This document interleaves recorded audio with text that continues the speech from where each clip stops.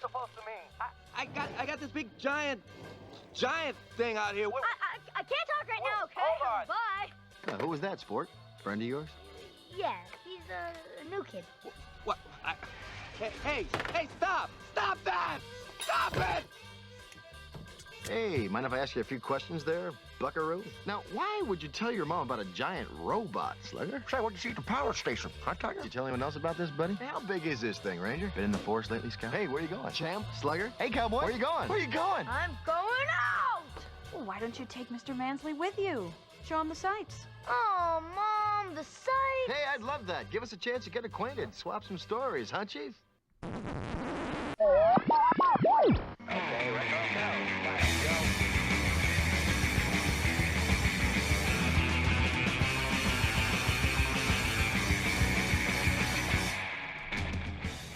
Hello and welcome.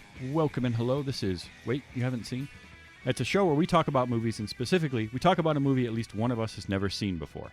I'm your host, Travis, a.k.a. TV's Travis. This is episode number 269, and our movie this week is from 1999, The Iron Giant, and here to talk with me about it, she had not seen it before, it's Amy Robinson. Amy, how are you? Hello! This is not episode 269, is it really? It really is, yeah. What are the odds? So 269 is that's the end of my phone number, because on a phone pad 269 spells Amy. Oh, look at that. How bizarre. Huh. How serendipitous. Yeah, I love it. That's great. Love it. All right, so The Iron Giant, 1999, written for the screen and directed by Brad Bird, starring Vin Diesel, Harry Connick Jr., and Jennifer Aniston. What history at all did you have with this movie? So yeah, this movie came out, as you said, in 1999, which was the year that I graduated from college. So that's how I missed it. Okay. And that's how I missed it initially, right? Because, I'm just graduating from college. Like, the first thing on my list is not to go see, the latest animated movie at that Sure. time. Plus I was consulting and doing blah, blah, blah, blah, blah. And then it just, from what I understood, it didn't do very well at the box office. No, it did not. But then it got like sort of this cult following, Mhm. and a whole bunch of people that I know and love and trust were like, "Oh, Iron Giant. Oh, such an amazing movie. It's an amazing movie. You got to see it." And I kind of put it on the back burner. And then, finally I was like, okay, yeah, I've never seen this. I really do need to see that movie. And so I was like, oh, this is a perfect opportunity. Yeah. And especially because I found out that you also had not seen it, right? That is correct. So I loved going to see animated stuff. Even at that point, that would have been 99. So that would have been my senior year of high school, 99, 2000. And I was going to see a lot of movies at the time, but this one I missed. So it came out, it was released August 6th, 1999. Which I believe is the same release week as The Sixth Sense, which kind of sucked all the oxygen out of the room.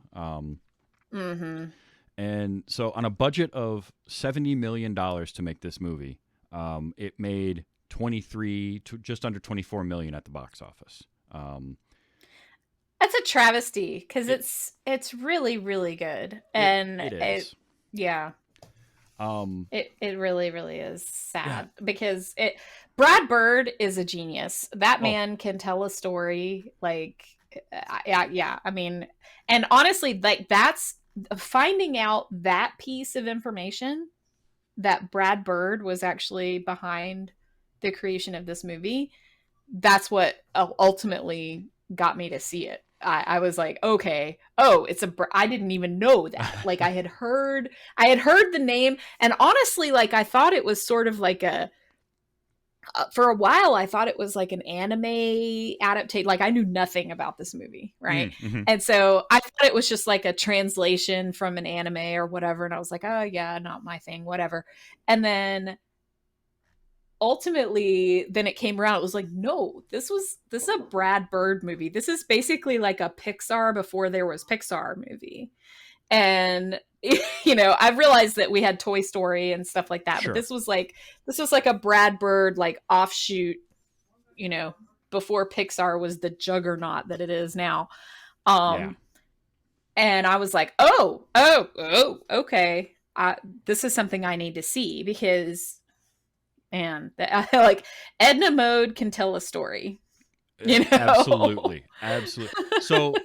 So it's funny because last week I talked about The Secret of Nim and Don Bluth being a member of, Disney, came up through the Disney ranks and then kind of got a little disillusioned with the direction that they were going in, branched out on his own, took a bunch of the animators with him, and wanted to bring back that Disney feel, but in a non-Disney setting, which I think he nailed with things like Secret of Nim and All Dogs Go to Heaven and all that kind of stuff. Brad Bird, kind of not that dissimilar. He didn't come up in the Disney ranks, but he definitely understood what a Disney movie was, and this was 99, so we're on the tail end, but the sort of the peak of Disney's 2D animation renaissance, starting with Little Mermaid and on forward. And he wanted to do a movie, it feels like that was Disney-ish, but not like a family movie, but telling a very important story for him. Now, I don't know if you know much of the backstory on him making this movie or not, but this is actually based on a book. So the book was called The Iron Man, and it was written by, where's his name? Ted Hughes, who was an English poet. And he wrote the book for his kids to deal with the death of their mother, Sylvia Plath. And and so he wrote The Iron Man, and the story of the Iron Man is a little bit different from this movie, and it actually goes in, like, the ending to the book deals with the Iron Giant man fighting a dragon the size of Australia. Wow! It gets a little strange, but at the heart of it was the soul and all of that we had going on. And then Brad Bird heard about it, and his sister several years earlier had been killed by her estranged husband at the time. He had a rough day, came home and shot her, and he had this idea based on this movie or based on this story of like, and this thought of what if a gun had a soul and it didn't want to be a gun, and that was his elevator pitch for this. And so, wow. Like, it was a really personal thing for him to do. And then on top of that, they come to Warner Brothers, and Warner Brothers is like, okay, you can do this movie, but you get a fraction of the budget that a Disney film would get at the time. And you also get half the time to make it. So your typical animation cycle, they would take 4 or 5 years to make a movie, especially 2D animated, hand-drawn ones. They had 2.5 years start to finish to make this, which is insane. That's nothing. It is nothing. That's nothing. And the animation, it has to be said, I was so impressed. There were a number of times watching this movie where I had to pause and say to Chuck, like, how marvelous the animation is, because like on the Giant specifically, because when you have something that is as rigid as that, right? Like, you don't have a lot to work with facial expression wise, right? Like, you can cheat, but they didn't, Yeah. They did things that made sense for the physics of his face, but there's still like very small movements of like the eyes, and the jawline and stuff like that all still made sense for the physics of the way he was constructed. Yes. But conveyed the emotion, and it was so powerful, and I was blown away. I really was. I was like, oh my God, this movie is a masterpiece. Like, I honestly, I think like them cutting the budget, this movie didn't suffer The production and the Not at quality of the all. movie did not suffer at all. Nope. Just the marketing did, which is probably why it didn't do well at the box office. That's my headcanon. Oh, no, and Brad Bird even So- said like Warner Brothers didn't do a lot of marketing for this movie until just a couple of months before it was coming out. So I had heard about it coming out, but not long beforehand, and I was like plugged into things at the time in terms of like what new stuff was coming out. But the animation, you brought it up, it's perfect. The giant's face is very static. They didn't cheat his mouth at all. What they did was it was a brilliant piece of design to have the jaw that could slide up and down as well as open and close, because those subtle changes in the jaw were enough to evoke emotion. That and then the eyes, because again the eyes are just circles, but Right. making those lids that they had, they could rotate them and move them around, and you could there's so much emotion in the giant and in Vin Diesel's performance too. And that has to be said. Like, the guy had 53 lines of dialogue for this entire movie. 53 words. I mean, think.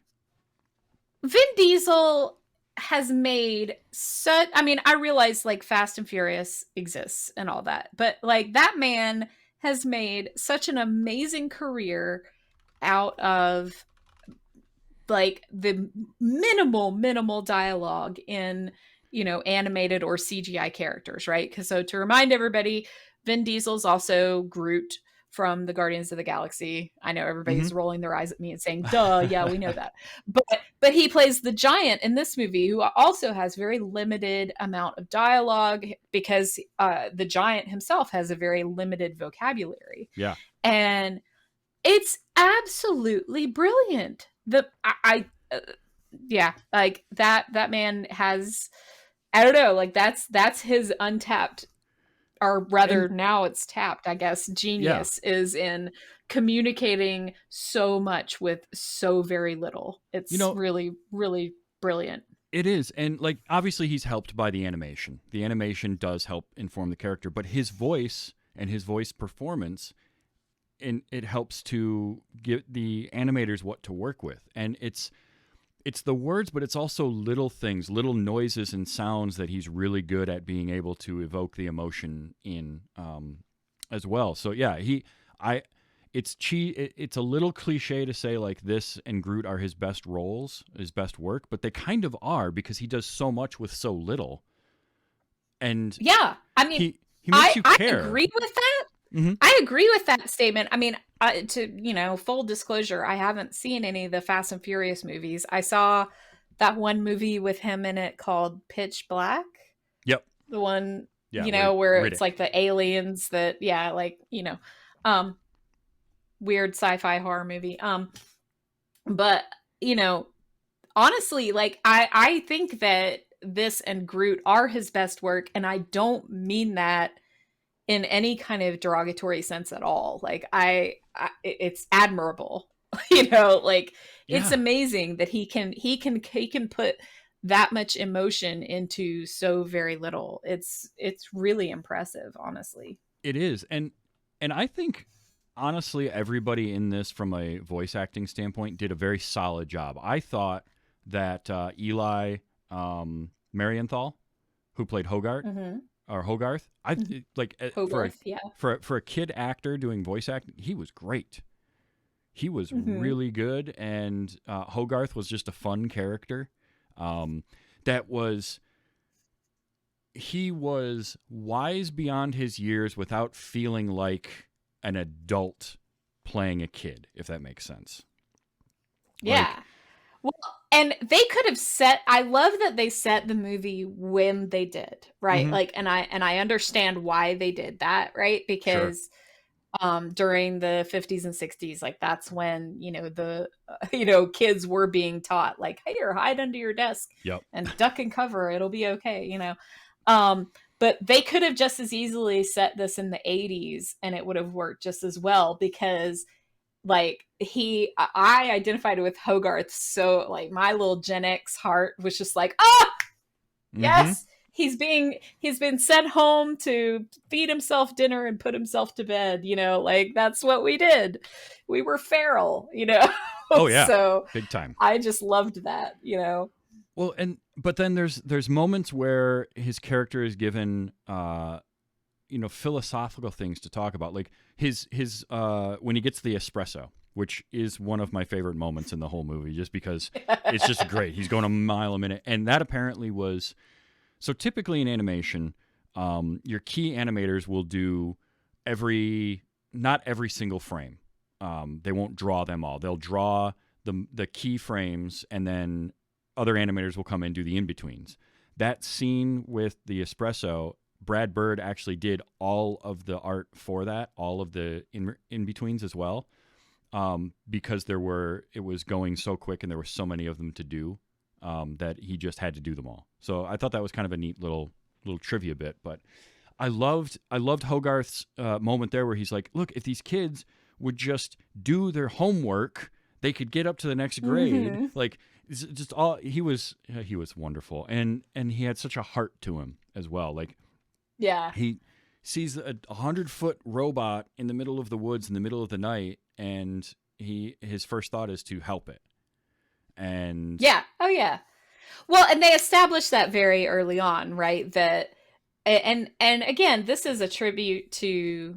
Or rather, a credit to Brad Bird and his storytelling, right? They masterfully established this is who Hogarth is. Hogarth is going to bring the stray blank home. Yeah. All the time. They did that very early by him bringing the squirrel into the diner, and of course, and the mom, played by Jennifer Aniston. Mm-hmm. And I will say, her performance was fine. But her voice is so recognizable to me that I was immediately like, is that Jennifer Aniston? And I pulled up IMDb and I was like, oh, yep, it was. So it took me out of it just a little bit, just because I could recognize her voice. But her performance was fine. It was lovely. Mm-hmm. But anyway, so they established that very early on. The mom's like, oh, you can't have a pet. Like, what is... we've talked about this, and so just those couple of beats, we don't need all this long exposition of how many pets he's brought. We don't need all that. All we need is those couple of beats. Hogarth, we talked about this, and then we know exactly who Hogarth is. And so that establishes why that little boy in that moment would save the Iron Giant and keep him as a pet, because of course he would, because he brought a squirrel into the diner. Precisely. Not only that, but him, when he goes out into the woods, which from a visual standpoint, all that stuff at night with the flashlight, I loved how that looked. Just the technique of how bright everything was within the flashlight cone, and then muting everything around it. And I loved how that all came about and looked. But when he's walking out there and he sees the tree with the big claw marks in it and this other one uprooted and all that, and it's scary, and it's the middle of the night, and he's, how old? 12 maybe? He's 10 maybe? 10, 12, something like that. Yeah. And he presses on anyway. It's a heroic thing that he's doing, just going out there because he wants to find out what's out there and find out what's happening. So, yeah, Hogarth was fantastic. Dean is a great character, Dean McCoppin, voiced by Harry Connick Jr., which is, I recognize his voice. I like him a lot. Guy's just got a charisma about him that is likable, and he's perfect it's great to get him, especially late 90s Harry Connick Jr. to play this 50s beatnik artist. It's kind of perfect. Right?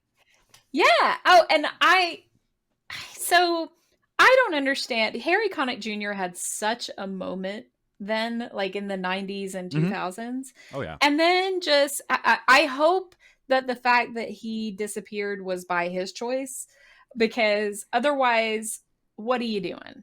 Because he is clearly very talented actor, very talented, very talented singer, obviously. Mm-hmm. And just a lovely human all around.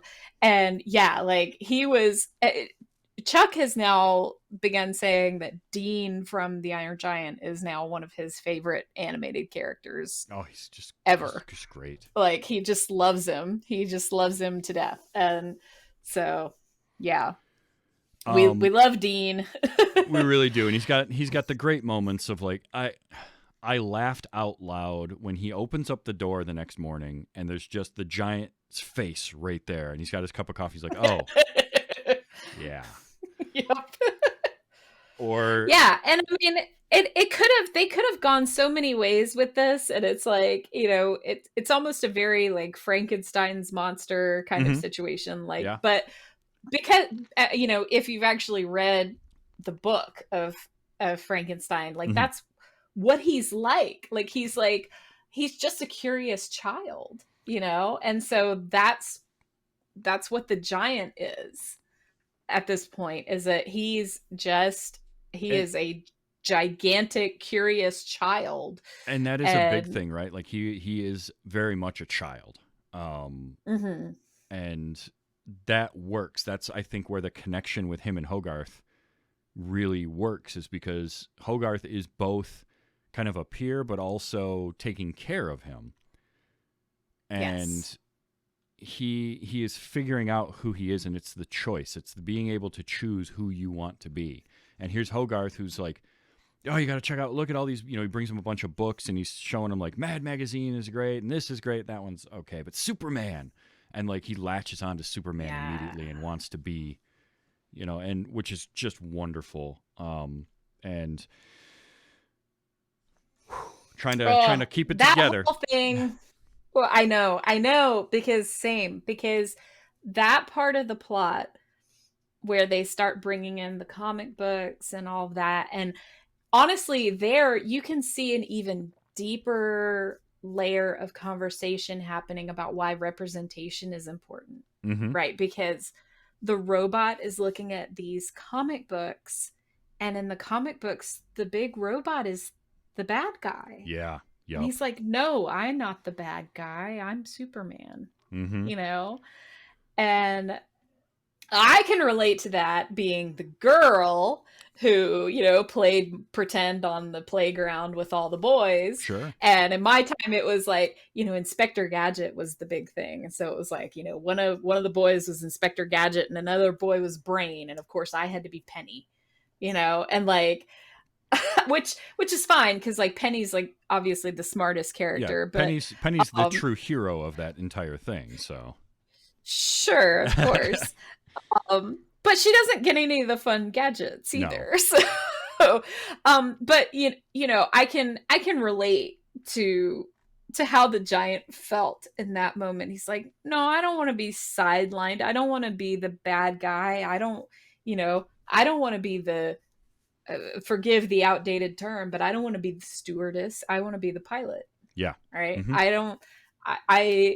I want to be Superman. I don't want to be the bad guy.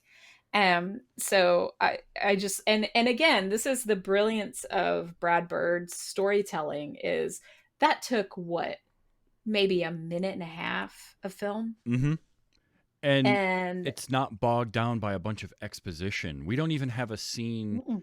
There isn't even a scene at any point where, Hogarth is like, what do I call you? I guess I'll just call you Giant because you're big. Like, we don't have that. He just starts calling him that. And like Brad Bird's storytelling in this, and because he went from this movie to The Incredibles, that was his next project, which is still one of the best spy thriller / superhero movies that's ever come out. It's for sure. Yeah. Amazing. And then he does Ratatouille after that. Finally he did my favorite of the Mission Impossible series, Ghost Protocol. Is still, I love a lot of those movies, but that one for me, the fourth one, is just the best one, and that's him. It's unfortunate that Tomorrowland didn't do that well, because that was something he had been working on for a while. In fact, did the version you watched of this have the Tomorrowland thing on the screen when the hand is watching? I think so. I think I remember something about that. I was also kind of on the lookout for like I don't know. I like Scott said something about there being kind of an Easter egg in there, or maybe there's an Easter egg in the Guardians movies that refers back to Iron Giant or something. I don't know. Yeah. And so now I'm gonna have to go back and rewatch Guardians to look for it. But I feel like I did see something about Tomorrowland in there. So it's when the big hand is in the house, which that scene at the dinner table might be my favorite scene in the movie. Just the comedic timing of that whole thing is so good. But afterwards, when he finds him in the living room watching the TV, the hand is like staring at the TV watching something on Tomorrowland. Originally, that's what Brad Bird wanted, Yes. and Disney wouldn't sign off on it. So the theatrical release actually had like an old style commercial for like Maypo or something like that. And then he was able to re-edit it and put the Tomorrowland thing in. So I thought that was kind of neat because I actually, I remember hearing about that, but I had an older copy to watch, and it still had the Maypo commercial in there, which the fake quote unquote movies in this, I want an entire movie of those. I want to see the like cheesy sci-fi horror movie with the brain in it. That was so good. It looked like it should have been like not Clark Gable. Maybe it was Clark Gable. Or Gregory Peck, one of those kind of guys, from like Gregory old Peck. black and white movies. Yes. And it looked like it should have been one of those guys, or maybe Cary Grant, Mm-hmm. And I want that. I want to see that. I want that, and I want to see the full version of the educational movie they were watching, the Duck and Cover Atomic. Oh my God. 50s era newsreel that they watched in the class, because I laughed so hard at that. Like, there were so many moments in this that made me laugh out loud. The prayer, when him saying grace. That was hysterical. I was laughing. I was cackling at that. Yeah, that I really whole thing was. I was dying. So funny. And it just kept getting better and better. And I may have captured part of that to listen to in a little bit. So. Ooh, yay. Yeah, help I have to give props to Hogarth and his yes and improv skills. Right? Are top notch. So.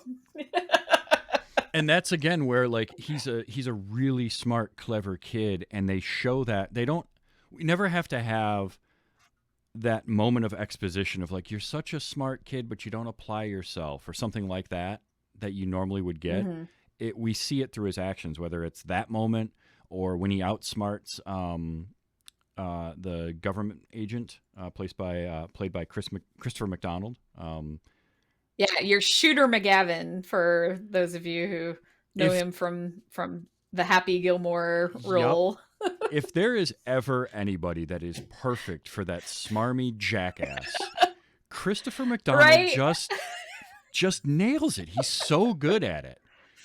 And I adored him in this. Like, the clip I played to open it up, I just love that, he keeps calling him Sport and Ranger and, Slugger and all that. And he's such a useless, terrible character that you just want to punch the whole time, right up to where he launches the nuclear missile. Like, and then he's like, well, screw my country. I want to live, and tries to drive away. Like, he's a complete coward. It was just everything about his character was despicable and hateable, and he was perfect at it. Yes, absolutely contemptible piece of crap. Yeah, and plays it really well. But yeah, you're right. It was great. I was sitting there and I was like, oh, he put laxative in his little milkshake. Which is one of my and that there again, all we get is you see that put down, the wrapper go down that says Choco Lax on it. And we get the one joke of it like in the diner, but then they come back to it. They call back to it 2 more times during the montage of him going around talking to everybody in such great ways, because it's just long enough to kind of forget that joke, and then all of a sudden they don't even have a sound effect. It's just a look on his face, and then just a smash cut to him like standing up from behind a shrub, and pulling his pants up. Yeah. Or coming out of a bath. Like, it's so well done. And like, wasn't there a callback later on with toilet paper? Like the Yes. mom brought extra toilet paper or something. Mhm. Yeah. And he's like, I'm feeling better now. Oh, Like, God. there were jokes in this that wouldn't show up in Disney movies, especially Disney movies at the time. The poop jokes are one of those, but also from the first scene with the squirrel in the diner, which great way to show off your characters. But the squirrel apologize. Zoop. Yep. Oh God, it's so good. I'd like to apologize for this, and then just zip, and a squirrel jumps out. Oh, it's brilliant. This is just the movie made me laugh, and then turns right around and gut punches you, because that last act, they set you up so well because you care about. In a short period of time, they made you care about this kid and this robot. Yep. Which are like, caring about kids isn't as difficult to do. It can be, because kids can be really annoying.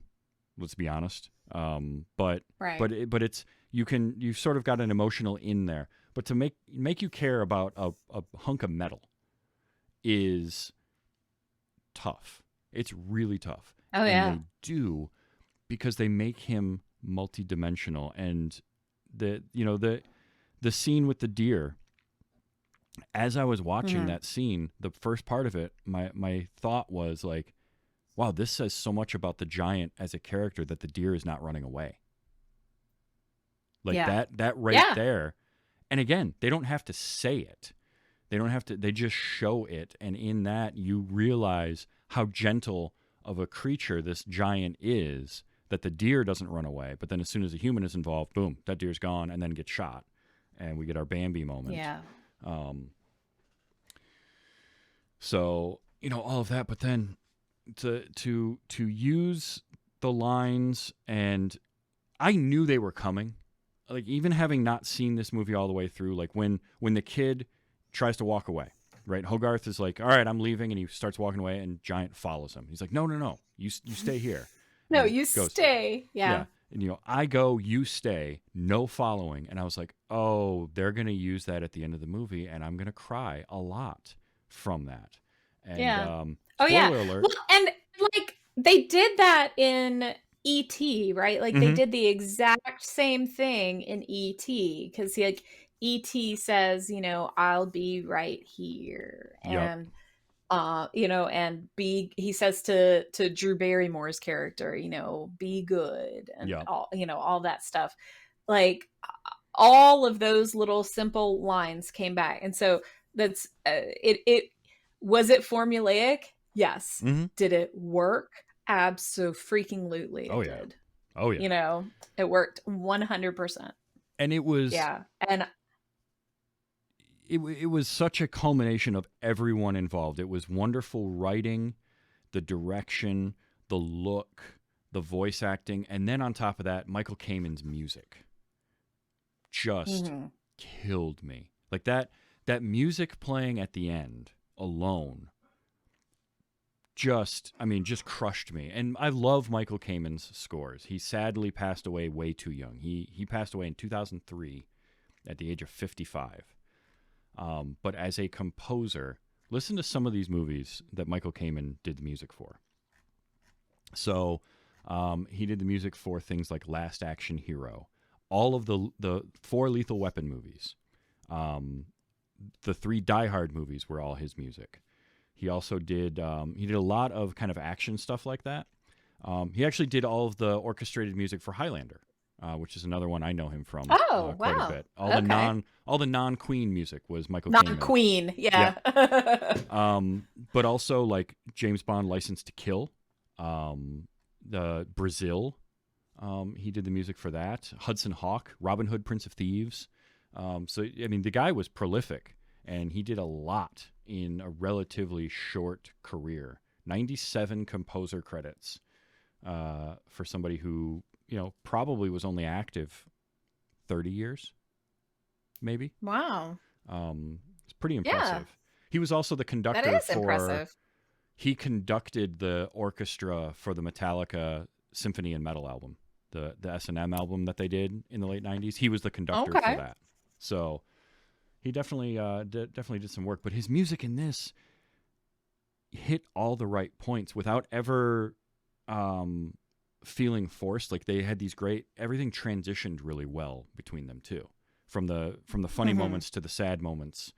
You never got those like jarring musical changes. Yeah, I agree. I was sitting here thinking, because honestly, a lot of times the score to a film is kind of like the garbage man, right? It's doing its job really well if you don't notice it. Mm-hmm. And, and you notice how you feel, but you don't notice like, oh, this music is really powerful, right? Yeah. And so, yeah, I was sitting here, I was struggling when you were mentioning the music. I was like, I don't remember the music. And I was like, yeah, that means it was, yeah, I was too busy weeping. Right. So that means the freaking music was doing its job, right?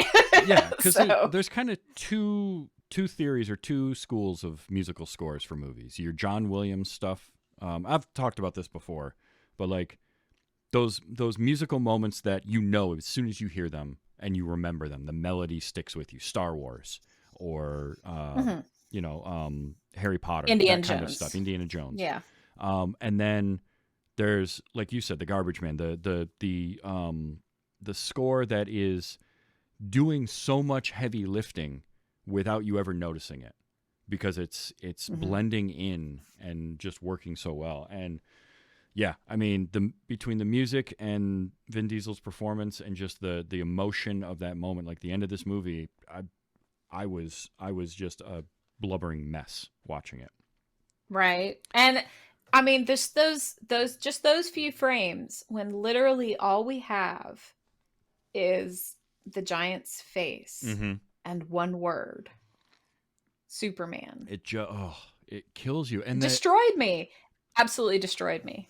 And again, a brilliant piece of animation, because he says that and then closing his eyes, and there's a slight, just very, very slight tilt to his head that gives you the impression that he's smiling and that he's accepting. Yeah. And he's happy with what's going on. Like, I was already crying, and then that happens, and it just got worse. And I'm like, I have people coming over in a little bit. I have to compose myself. I know. This is what I'm saying. It's like I knew that because from the people who had seen this movie, that had raved about how great it was, I knew to expect like a very emotional, tear-jerky moment. Yeah. Normally, when I watch a film and I know that such a thing is coming, it's not like I try to keep myself. It's not like I don't. It's not like I don't want to cry at the movie or anything like that consciously. Sure. It's just my brain just steels itself for that, and I just normally I'm like, oh, okay, this is the moment. Nope, didn't with this one. Didn't freaking matter. And Chuck will very, very frequently refer to himself as the weepy bitch. Sure. But nope, this time it was me. I was like, I need the tissues, like all the tissues. I need them all. Like it says something about a movie or about a piece where you can know that an emotional moment is coming. You can be prepared for it to get there, and it doesn't matter. You have you're done. Yep. Before it even gets there. And it's the power of that. And then, and it's like, this is this creature choosing to be what it wants to be, like going against literally a robot's programming to say, no, I'm not a gun. I'm not a destructive thing. And it never at any point in the movie is malicious. Even when his programming takes over and he's attacking, he's not attacking so much as defending himself from perceived threats, but he doesn't want to be involved in that at all either. And there again was the animation and the vocal performance of like when his eyes would narrow in and go red, and then he'd snap out of it, and it was that moment of like he'd shake out of it and be almost frightened by what was going, like what just happened. So powerful and so subtle to do. but it adds Yep. so much to it. Oh, just Yeah, absolutely. just genius. Oh, yeah. And to me, I was like, okay, when with the whole, I forget the character's name, but Shooter McGavin, that's what in my brain, that's what he is. When the moment where he became completely irredeemable, just a complete piece of crap, was when he said to the general, like, oh, he killed the kid. Yes. The giant killed the kid, and I was like, oh, you are just evil. Yep. Like, you are not, no, there's no hope for you anymore. You're done. We're done with you now. Yeah. You're trash. Yeah. Throw the whole man away. Right. Yep. He deserved a much worse fate than he ended up with in this movie, which is hopefully becoming the chief inspector of subway toilets. That's what I'm hoping for. But he deserves far worse. I'm kind of guessing maybe he went to prison in some sense, but I don't know. Yeah, like that general who played the general, played by John Mahoney, by the way, which was also just brilliant casting. I love him. He's fantastic. For those who don't know, that's the dad in Say Anything. Also the dad in Frasier. Yep. Any kind of the scrutiny, that guy. Yep. So that's that guy, and he plays that just brilliantly. He's perfect for it. He really is. He's got he has an authoritative voice but it's not like a Sam Elliott or that type of voice.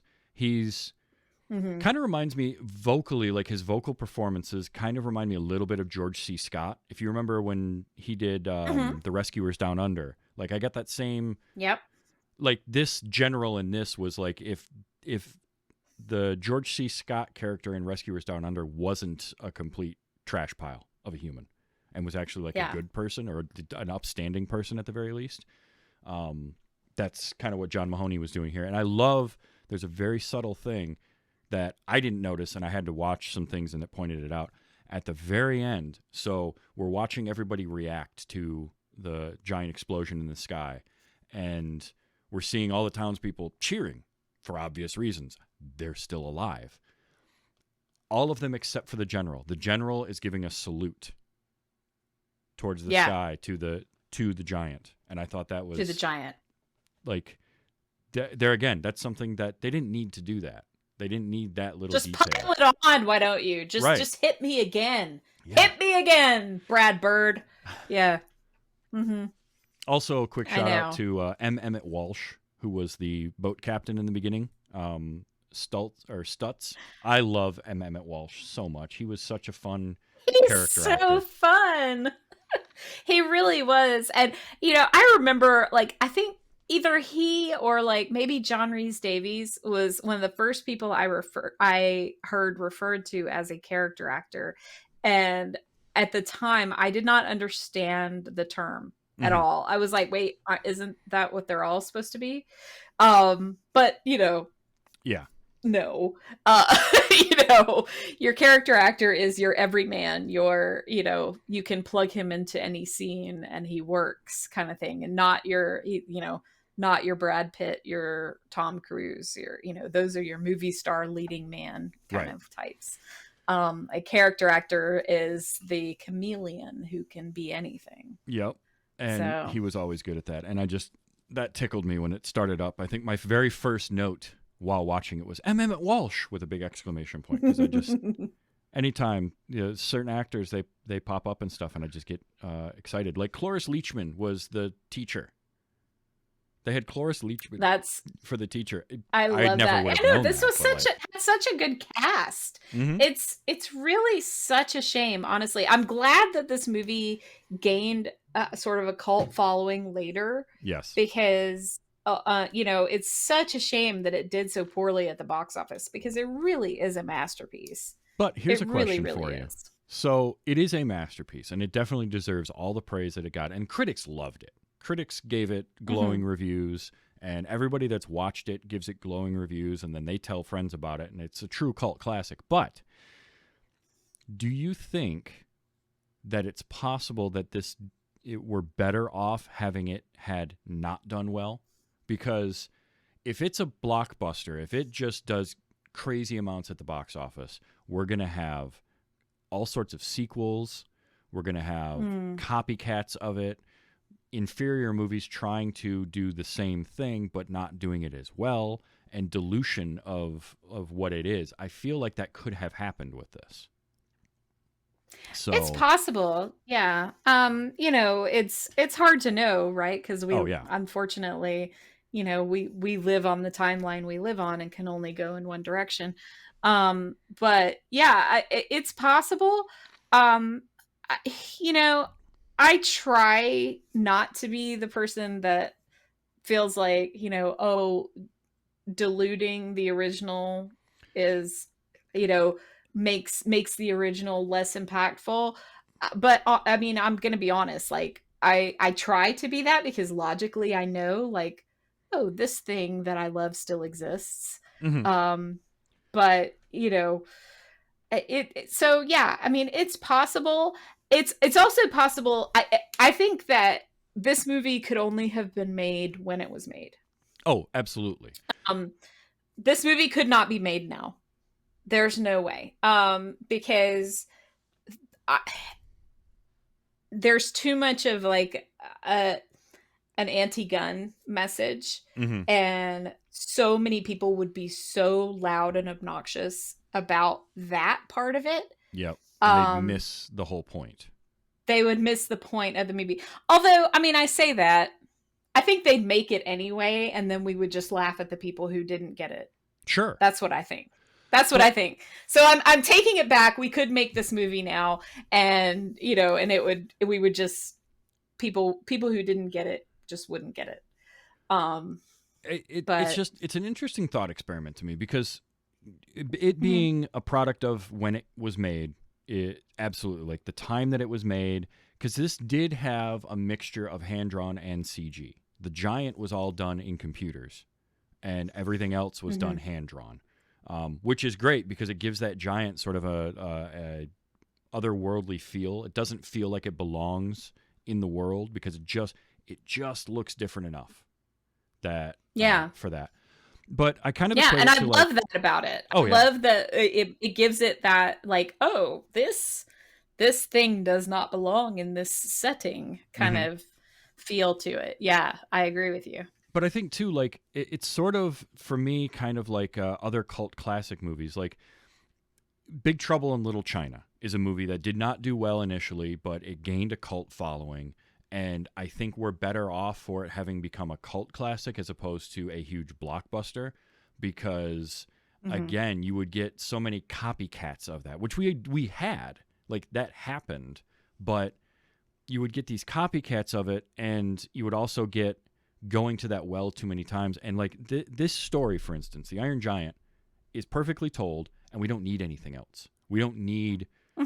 to explore what happened before this with the giant, or what happened after this with the kid, or any of that. Just let it be this nice little story contained, and then you can move on and tell different stories. So I think that's where it's like the thought experiment for me is like, well, what if it had been really good? Like, what if it had done really well at the box office? And what would happen there? Where would we be today, kind of thing? So it's always interesting to think about. It's interesting. I mean, I don't know. I think honestly, I think it's just a testament to the quality of Brad Bird's work, that he was able to put something out that was this was sort of early in the Pixar days, right? And yet we still have Pixar as this juggernaut of an animated film studio that we know if we go to a theater to see a Pixar movie, we damn well bring a pack of tissues with us. Oh yeah. Like, that's just, we know that that's the case now, right? And so the fact that very early on in the Pixar days and in Brad Bird's movie making career, he could make a movie like this that is beautiful but not well received in the box office, and then still just come back to make amazing movie after amazing movie. You know, it just it shows that he was able to, you know, persevere through that, I think. So I'm not sure that, I think if it had made a lot of money, it probably just would have given him more money to do more creative projects that he wanted to do. And I mean, possibly we would have gotten a situation like we have like with the Cars movies where there's like a million sequels and all that stuff. But probably somebody else at the helm, because I imagine that Brad Bird himself would have wanted to be like, okay, no, I'm bored of this now. I want to tell this other story. Yeah, he's told that story and he wants to branch out and do more. And I mean, basically, I mean, the bare bones of this story has been told several times, right? Like it's a boy and his monster, right? Yep. Like that's, you know, that's a very age old tale. You know, we got a version of that in season 2 or 3 of Stranger Things, right? Yeah. Where Dustin had his little pet devil dog or demi dog. That's what they were called, demi dog. You know, and that was just a boy and his monster. You know, that was the whole crux of that story. And you know, so there are versions of this story that have been told many times before and after this. But yeah, I think it's just it was beautifully crafted and so well executed that, you know, I mean, yeah, you can try. You can try to emulate it, but you're not likely to succeed, you know. That's true. Because it was lightning in a bottle, I think. It really was, and it did the thing that I harp on a lot. So if you're playing the at-home drinking game, go ahead and take your shot while I talk about the fact that it's a simple story. The plot is one we know, and there's nothing all that complex about it. But the characters they made a giant and a kid that you care about and that have dimension to them and depth. And then the mom character, like her and Kent Mansley are very two-dimensional. There's not a lot to them, but they don't have to do a lot. They're there to prop up the rest of it, and they do it. They play their roles perfectly. And the same with Dean. Dean has a little more going on, but he's effectively there to kind of help out. It also didn't fall into the trap of having to have like a comedic sidekick character. Yeah. At all, which was great. I mean, you could argue that Dean is a little bit that, but also like he's there as a bit of he plays so many roles, right? Like he's there as more the adult foil to Hogarth. Yeah. But also he's there, he's like an older brother figure to him where he's like, oh, I'm gonna back you up if you get in trouble, you know, kind of thing. Like I'm here for you, kid. I'm not gonna rat you out to your mom every chance I get or anything like that. Can we talk about the scene where they show up and you're like, oh, he's busted, and Dean's just cool as a cucumber. He's like, oh yeah, he's out back, you know. And and I knew, of course, being a grown up watching this, I knew exactly what was going to happen.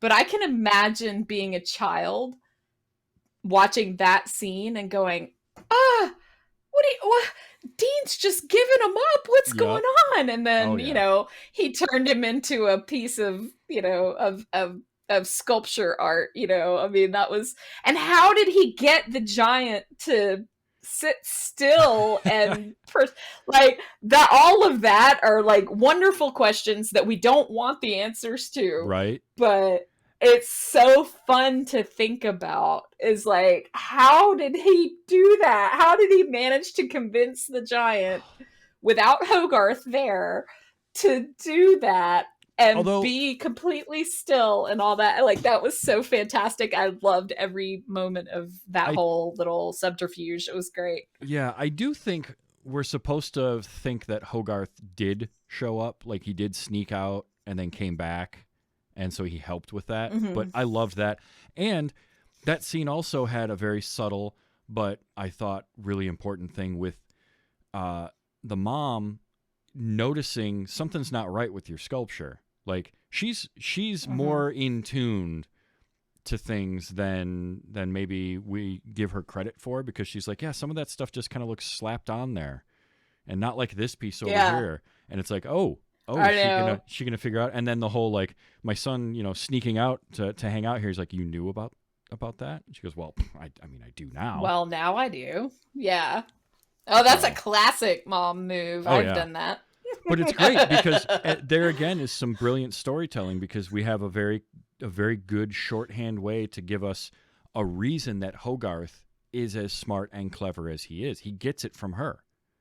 It's not just like a, for sure. It feels like real people and like a real mother-son relationship, where he's picked up on a lot of that kind of observational stuff that she's got, and he's a smart kid because of it. So yeah, I loved all of that.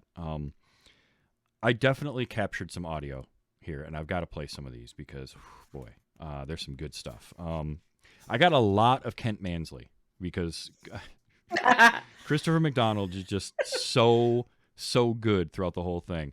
Whether it's the rapid fire names or he also did a really good job of. I loved this. I'm gonna play this. It's called Attacking.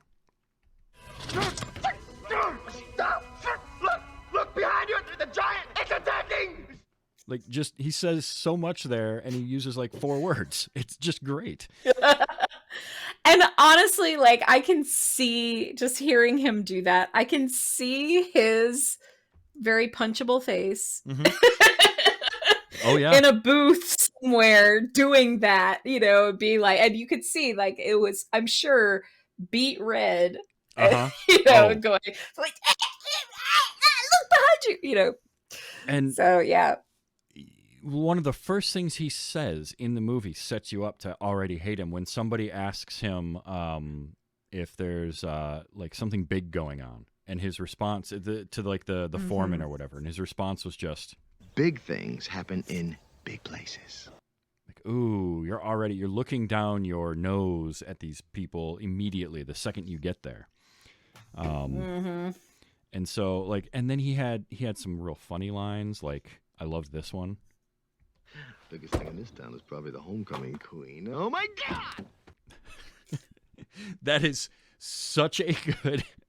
Again, I could picture him in the booth recording it, but that's such a good reaction, and the shot for it was so great, because you're inside the car, and then it's a snap pull out to see the big chunk taken out of the side of the car when he notices it. It's just, yeah. Loved it. Yeah. Well, and like, there's a scene, I don't know if you have any audio for this or not, but like, there's the scene where he meets Hogarth's mom, and like, he's bent down because he's been talking to Hogarth, and then she comes to the door and he ogles her chest. Oh yeah. Openly. And like, I had to rewind and show to Chuck, because I was like, like, I did that. I made that sound. I was like, and Chuck goes, what? And I was like, I grabbed it and rewound, and I was like, watch this. I can't believe they did that. Ew. Yep. Yeah. Let's see. I did like, so he makes the homecoming queen joke, but then when he's getting into his car later after meeting Hogarth and his mom, and I just love this. Hogarth? Embarrassing name. Might as well call him Zeppo or something. It's just the derision he has for that name, Hogarth. Like, Hogarth. And anytime a movie makes a good Canadian joke, I gotta capture it, and I gotta talk about it, because this was just so good when he's talking about the robot. This is when he has his little flip out moment in the diner with Hogarth, which no one in the diner reacted to an adult yelling at this child. But that's not the worst thing he did to him. But I just love this. But who built it? The Russians? The Chinese? Martians? Canadians? I don't care! Canadians. Canadians. Canada! If it was a Canadian robot, it would have been super polite. And yeah. so maybe it was. I don't Like, know. oh. He steps on something. Oh, sorry. Yep, exactly. I did like his line, and Hogarth throws it back at him later of, And all that implies. and all that implies. He liked to say that a lot, which was pretty good. Yes. I also, let's see. I love that Hogarth outsmarts him in the whole like game of sleep chicken that they play. I loved that so much. Like I was like, oh, this guy is so arrogant, and Hogarth is gonna just take him down a peg. And And again, Christopher McDonald is just so good at being that character. And he's this xenophobic, like, you know, he doesn't trust anybody. And this line here was perfect.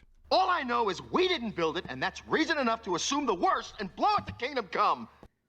Which, listen, people like that exist, unfortunately. Yep.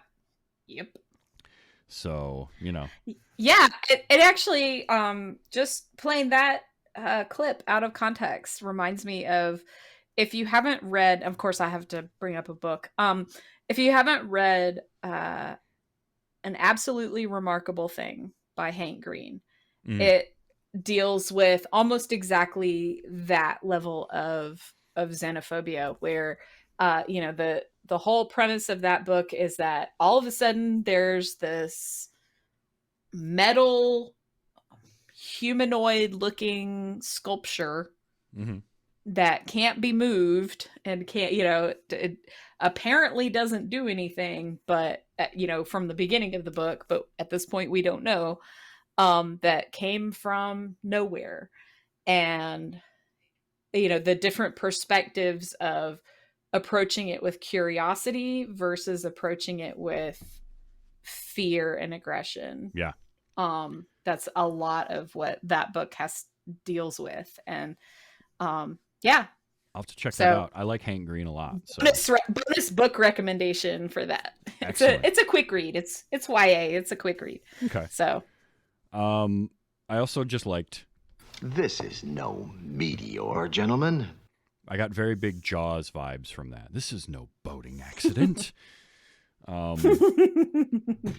This one I marked just noise, and I think I know what it is, but it was obviously some weird sound he made. Oh, it's hard to pick that out, but there was a little sound, and it was when when he's in the car, and it's he looks back and sees the giant, and then turns around, and then he has that moment of like recognition, and then the whole thing goes from there. So it was a funny noise. I wish I could drown out the music there in the moment, because it really was silly. Let's see. I got a couple more Kent Mansley, and then I have plenty more. This one was called Response. I am that response. I like that, and I want to keep that on my soundboard. That's a good soundboard out of context quote. yeah, he's so deliciously arrogant, right? Like he's just like, he's giving Ron Burgundy, right? He is a big deal, you But know, like he's giving Ron Burgundy, but if Ron Burgundy was also horrific to children, because he kidnaps this kid at one point, interrogates him, and then chloroforms him. Which I was like, oh, okay, we're not pulling any punches here. On that note, I actually like to think that the whole, you know, interrogation room scenes from The Incredibles were sort of like Brad Bird wanting to take that and do more with it, you know, because I bet The Incredibles, all of the whole aesthetic for The Incredibles is all that mid-century kind of 1950s, 60s vibe, right?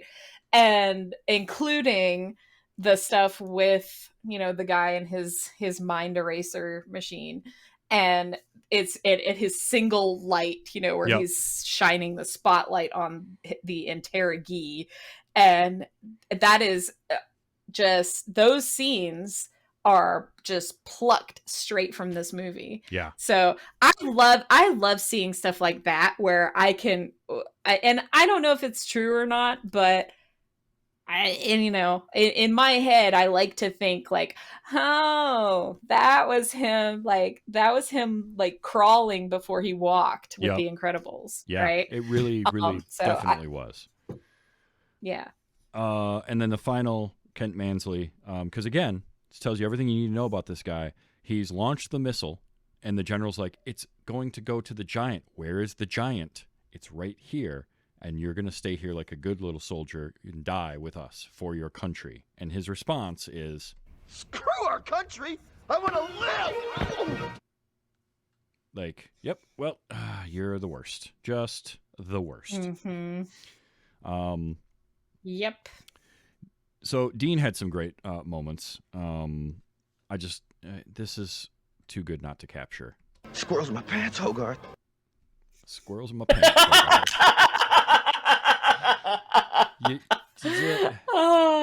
I think the majority of my laugh out loud moments had to deal with Dean or something with him, because it's just I agree. like, again, this one. Oh.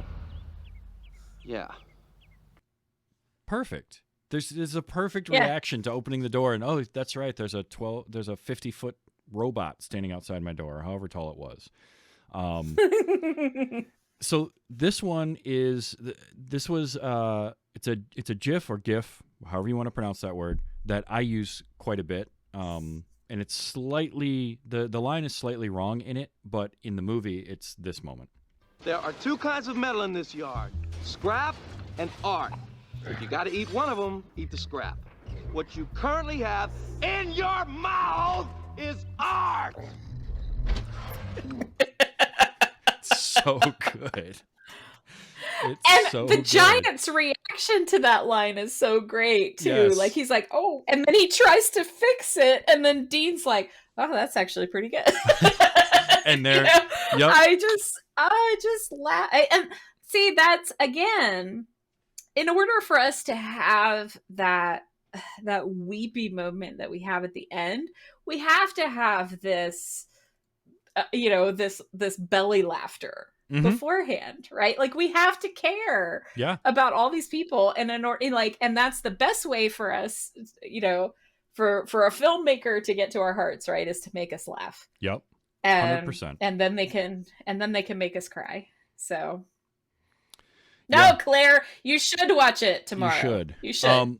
I absolutely loved. They go to the lake, the pond, whatever you want to call it, and Hogarth jumps in. First of all, he's doing the whole kid thing of like, I'm gonna be cool and show off, and then he jumps in the water, and it's freezing cold because it's Maine in October. Okay, that water is cold. And so number one, the scene ends up incredibly funny, but there's also, again, a very subtle thing. As Hogarth is in the water, you're seeing his skin is getting a little bit more blue, very, very subtly, as he's in that cold, cold water. And then when the giant comes and does his cannonball into the water, and you get the huge tidal wave, and it like empties out half of the water. His reaction at the end of it, when he just ends up in the road in his chair, Dean does, and that truck drives up, and he's like, so good. You're in the middle of the road. Yep. And the truck drives away. Yep. And the truck drives away, and he's just like, I think that's enough fun for one day. He's so good. He's so good. And one more Dean one, and I don't remember what this was now, so we get to find out together. You mean you know about that? Now I do. Right. Yeah, yes. That's right. Oh, I said this one already, but this is too good. This is the general. You'll be chief inspector of subway toilets by the time I'm finished with you. And again, John Mahoney. Excellent. Like, that's an authoritative voice. Like, I'm going to do what that dude says. Yeah. Well, and I think my first film watching experience with John Mahoney, he was, again, a military guy, and it was in the movie The Manhattan Project. Oh, right. Which if you haven't seen that, it's John Lithgow, and he plays a military guy, and this kid, just to see if he can do it, builds an atomic bomb, right? And then all of a sudden it's like this huge incident, right? Because there's an atomic bomb. Right. So of course it is a huge incident, and the military's there, and he's perfect in that too. He's fantastic. So yeah, I mean, he's spot on with everything he does. He is. Or did. Rest yeah. in peace. Yeah. Yeah. A few Hogarths, because you got to. Number one, I loved Hogarth to himself. Nobody else can hear this, but he gets to throw Kent Mansley's line back at him, where he says, By Kent, and all that implies. and all that implies. Also, Welcome to downtown Coolsville. Population, us. It was real good. Real good. When the shot, so he's teaching the giant, rock and tree, and then he realizes that he's got his own pet robot, right? And the realization on his face, and then just the reaction is so good. I am now the luckiest kid in America. Oh, to be that kid at that age would have been really, really cool. So I mentioned I only got one from the Grace scene. I could have just captured literally that entire scene, because it's just so good. But this was the one that I went with. Get out of here! Satan. I'm sorry. Oh my God. I just so good. Snorted on a podcast. Oh. That's how funny that scene was. Oh God. It just got better as it went. When he has the espresso again, an adult giving a kid espresso, but it's real good. And No, I'm stimulated enough right now. That's for So she sure. goes, just going That's a for million sure. miles an hour. And here's where we come to the emotional portion of the show, folks. He also had some just really, really good lines. Like, first of all, there was this one, which again, it happens, and I knew it was going to get called back, but it's so good. me go, you stay. No following. And it's the delivery of it is what does it, because the way he says it and then the way it's called back later, just heart-wrenching. But even little things like when he's talking to him about the deer, after they find the deer, and the giant, later on he's all sad, and they did such a great job of showing the emotion of his sadness. And Hogarth is trying to talk to him, and he tells him, It's bad to kill, but it's not bad to die. that Yeah. that is such a powerful statement. And Yeah.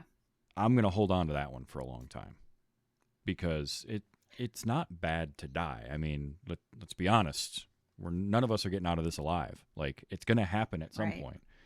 And for a kid to realize that, because here's another thing. We get no backstory about him or the fact that his dad isn't around. So my assumption is that, because we got the picture. You see a picture of his dad. He was like a fighter pilot or something of some sort in one of the montages. So something happened, and his dad probably passed, probably died. My guess would be flying. But this kid has dealt with that, and he's dealing with it still, and he understands that kind of stuff. Like, that's really good storytelling without having to just hold your hand through all of it and give you all this exposition. We don't need the exposition, somebody telling us about how his father passed away. It's in the character. Absolutely. And that line makes it possible for the giant to do what he does at the end. Yes. Right? Because he knows, oh, it's not bad to die. Yeah. So It's here I not- go. And yeah. And he also has I'm good. And you don't have to be a gun. You are what you choose to be. you are what you choose to be. And that was great because when he's playing with him earlier and he's trying to have him be a Tomo, the big robot, right? Because Hogarth is going to be the hero and all that. And like the giant's sitting there kind of twiddling his thumbs like, no, I don't want to be a Tomo. I want to be Superman. Like, not a Tomo. It's, My Superman. Yeah. So good. Yeah, it's just I'm Superman. But you can't talk about this without You stay. I go. so much emotion in 4 words. 4 words and like single syllable words at that. Like Yeah. And to follow it up with No following. oh, just kills you. Yeah, but it's one of those things. It's what separates kids movies from family movies. Because family movies are viewable and geared towards kids and everybody, but they have so much more to them. There's so many layers to things, and this movie has all of that. It's got humor, it's got heart, it's got emotion in spades. I mean, I'm fighting back, tearing up right now, thinking about those scenes in the movie. And oh, absolutely. like it just gets you. And to do that again with an effectively an inorganic, not inanimate, but inorganic thing that shouldn't be able to emote, but they found a way to emote, and the design was perfect. It's a lot like, I mean, WALL-E did this, right? Like WALL-E got us to care about that little guy, and it shouldn't work, but they figured out what to do to make you connect with him, and they did the same thing here. Brad Bird and his whole team and all his animators, in 2.5 years, they started working on this movie after Tarzan had started production, and they were released before Tarzan. So in less than the time it took them to make Tarzan, they made this movie. And it's not a knock on Tarzan, but like that just gives you an idea of what they were able to pull off in such a short amount of time with less money. But it made them get creative, and they had a solid story to tell. And Brad Bird is just so good at doing that. And it bums me out that I missed out on this movie for 20-something years, other than knowing about it. But I feel like even though I didn't see it until just recently, it still holds up, and it was worth waiting for, because it just really was. Oh, absolutely. And it 100% holds up. And this movie is a time capsule. Like it exists in its own bubble, and like it will be as relevant 20 years from now as it is now. Yeah. And I agree with you 100% as well that setting it in the 50s was genius. Because you have the paranoia, like opening it up with Sputnik going by, and you've got the paranoia of the atomic age and the space race and all of that. So that perfectly lets Kent Mansley be your villain and your foil. And right down to the design, when the giant goes into full destroyer mode, it looks like all of 50 sci-fi robots and aliens kind of distilled into one thing, and it's so good. Yeah, it's absolutely amazing. I'm so glad that this is what we settled on to do, and getting you back, because I adored this movie, and this was a super fun thing to do, and then to talk with you about it, and we managed to hold it together. You didn't start. I know, falling. I know. I'm very proud of myself for that as well. So yes, and yeah, I agree. This was a great pick, and I'm very glad we were able to have this time to talk this out, and because yeah, man, I needed I needed a talk session after this movie. Boy, tell me about it. Ooh. So good though. It's so good. So yeah, I too, I'm shocked that I hadn't seen this movie before, but now I'm certainly glad that I have, and everyone who said that I should see it was not wrong. Yeah, no, everybody that told me to watch it, you were correct, and I was the fool that waited. So, and the thing is, I've had this like available to me for a long time, and just never got around to it. Or for a while, I thought I had seen it, and then I realized no, I never did. I saw clips from it. I heard people talk about it, but I never actually sat down and watched it. And the emotional impact of it is so much more than I really even thought it was going to be. So, yeah, Brad Bird, my hat is off sure. to you, sir. Just fantastic. Just add it to the list. I mean, Incredibles, Ratatouille, Mission Impossible. He did this, The Incredibles, and Ratatouille back to back to back. 3 projects in a row. Come on. That's not fair. Yeah. That's just incredible. So. It's incredible. Hey. So, Amy, what are you working on lately, or any projects you want to tell people about? Yeah, so mostly you can catch me on the morning stream once a month, where I come on and talk about books. I was actually just on this past week, so it'll be a few weeks before you see me again there. But you can catch me there, and I'm Red Fraggle 3 on all the socials. I do have a project coming up that I'm kind of excited about. I have a new partnership with a puppet building company in the UK called Furry Fingers. Ooh. And they're going to start stocking Peepers puppets in their store. And so we're going to be, those are them. And so we're going to be partnering with them, and I'm going to do a little series of videos with some of their puppets combined with Peepers. And so be watching out for that. They'll post it to TikTok and Instagram and all that. So come and follow me there. Excellent. And yeah, that's awesome. I can't wait to see what happens with that, because I have my Peepers. They sit here, and I fiddle with them a lot. They're little, like, just fiddly toy. Oh yeah. I have all the time. They're great for, a little fidget. You can put them on your finger, or freak out your coworkers. Yeah, that's always fun. When they're So, not ready for it. That's the best part. Yeah, exactly. So if you enjoy this show and you like this conversation, I do this every week. I've been doing it for almost 5 years now. Over 5 years now. And you can come check it out Sunday nights, 8 p.m. Eastern time at twitch.tv/tvstravis, or on YouTube, youtube.com/@tvstravis, and do a live there. The show comes out on Wednesdays as a podcast anywhere you get your podcasts, or on YouTube in a video form.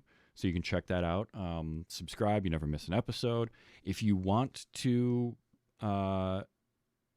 spread word of mouth is always great. Just tell people about the show if you enjoy it. If you want to do some kind of backing to it, I do have a Patreon for it, patreon.com/WYHS, and you can do for as little as $1 an episode. And that helps me do things like continue to improve the show, go do live versions. I did a live show in Las Vegas a few weeks back for Labyrinth, which was a ton of fun. I'm going to be doing it again at Dragon Con. I can't wait. So things like that are because of the generosity of my patrons that I get to go to things like that. I do some monthly movie nights, catch-up nights I like to call them. I think we're actually going to do Labyrinth for this month's patron movie night. So that'll be pretty fun. So definitely check those out. And you can find all of that info at tvstravis.com. Is an easy way to find it. The wonderful Bombats helped me design a website, and I love it. And so if you go there and check it out, you can see all the projects that I'm working on, whether it's this one or any of the other shows that I do.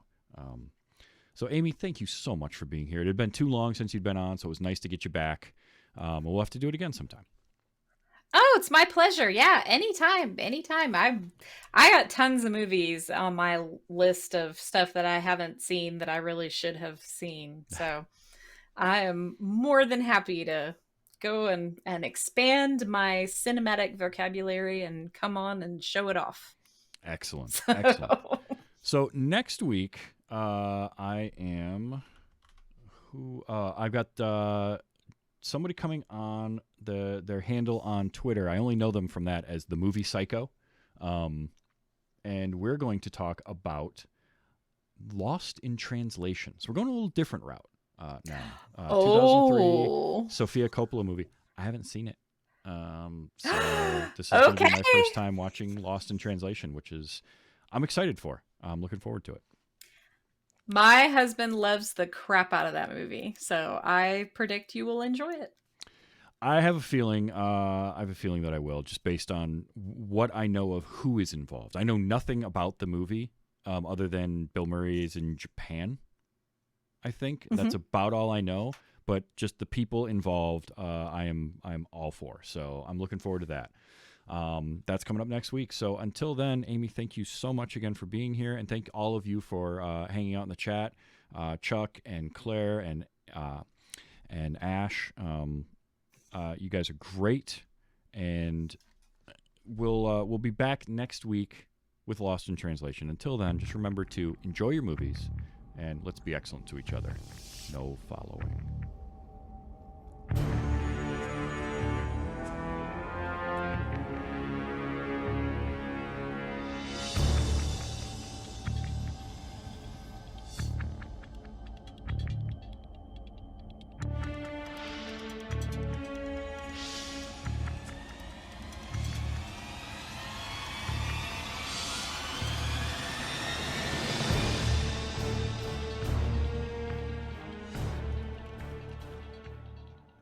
Do you remember the raccoon, Hogarth? Ugh, I remember.